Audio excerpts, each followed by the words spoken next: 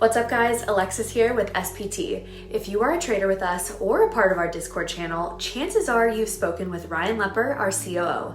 So today I wanted to take this opportunity to have Ryan tell us a little bit more about himself, his background in the industry, and what sets apart Smart Prop Trader. So please welcome Ryan Lepper.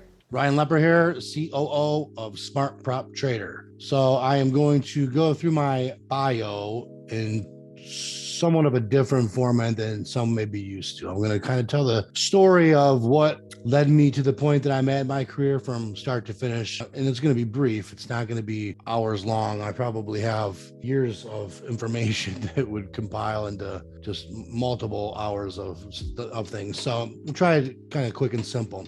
I started my career in the banking industry, and I always wanted to be involved in the investment industry.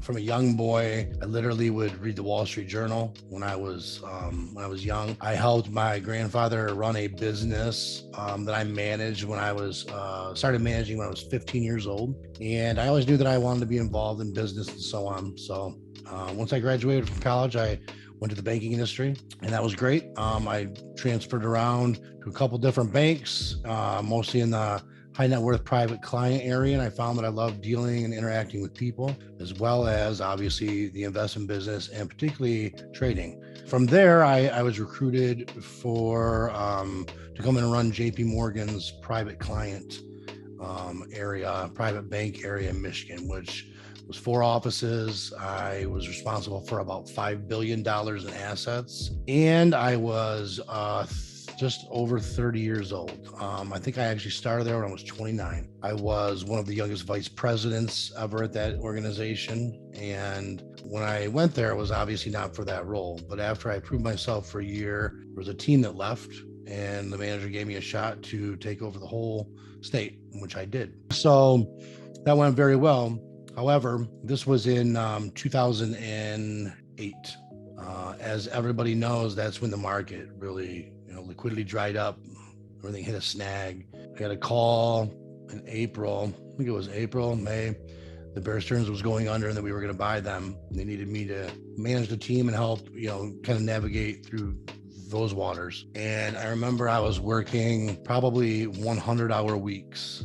In the midst of all of this, I just got burned out and just started getting drained. And I love the investment industry, but this wasn't the investment industry that I knew. And what I mean by that is, while JP Morgan and some of all these other big banks were unwinding these structured finance vehicles, they found other dislocations in the market that they started to exploit. So JP Morgan would wrap a product that guaranteed someone a 1% return, let's say in 12 months, in a zero rate environment in 2008. And clients were so happy about that. I was on the distribution force. I was leading that too, which includes salespeople and so on. And I started to go home and I started to just feel unethical. Unethical is not a good way to feel. And I started to go home and think, this client that we just sold this product to for millions of dollars, so happy with its 1% return, but if certain kickers were met and hit, that the bank is going to make like 4 or 5%. So the bank was really exploiting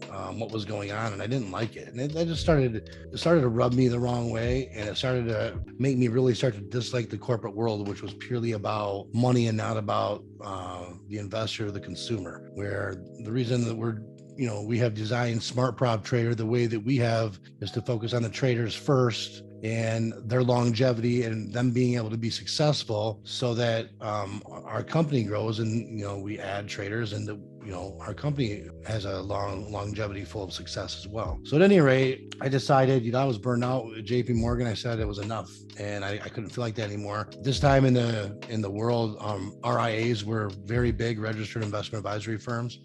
There's advisors that handled a lot of money, had a built up, set of contacts, could go to these, and basically you're not monitored, or there's no, for the most part, you don't report to anyone, you don't have a boss, you have your own business, and you instead of taking a small percentage of asset management fees, you're taking 95% of them. So that was a good scenario for me for years. But there was still something missing. So there was still something in that whole equation that was missing, and it was the excitement. When you're a financial consultant, they're all the same. They're all commodities. And I feel like I was always different. Most of them are salespeople.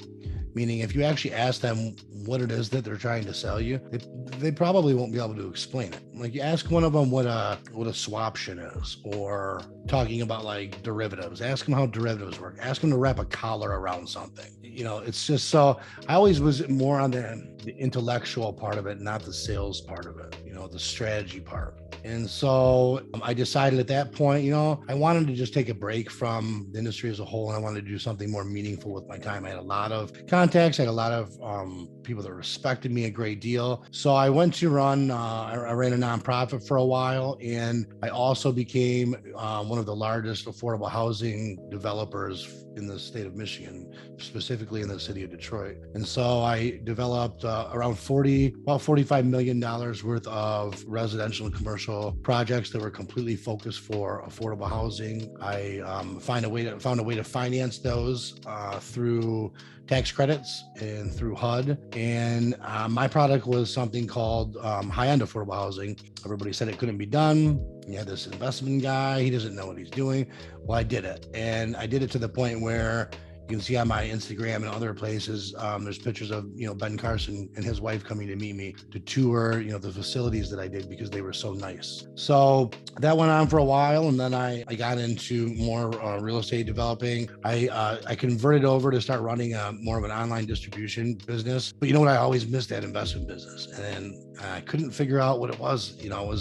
Because the industry in itself, I didn't care for, because it was people that were selling things. It was, mostly mutual funds or just very rigid. Like JP Morgan had, a 30 stock portfolio that everybody fit in. And that's just not reality. I mean, this gentleman, 6 months ago, and he ran or had several ownership interests in the proprietary trading firm industry. I knew about that industry, but not to the depths of what it was and what I do now. And when I started talking to him, I was fascinated. Guy is extremely intelligent, one of the most respected names in the industry. And I thought, if I was going to go back to the investment industry, I'd want to do it in like a unique niche type fashion, like this type of subsector of that industry, especially with someone who is already well respected. And I thought, you could use all my background that I just told you about, and we could really use that for some good in this industry, not just running business, but just being a higher level investment guy for a number of years. Like,